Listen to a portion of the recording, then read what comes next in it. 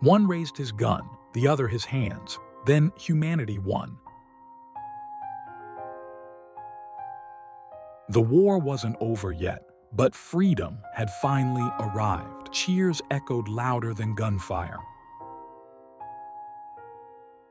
Amid war, a piano played. For a moment, guns fell silent, and boys remembered home.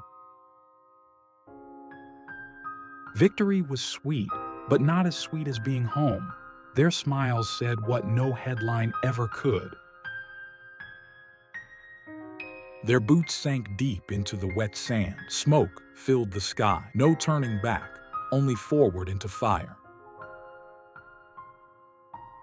Surrounded by ruins, they lit a cigarette, not for warmth, but to remember they were still alive.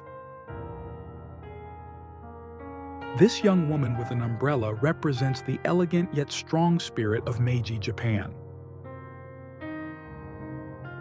In a war-torn city, a woman chose courage over fear, compassion over silence.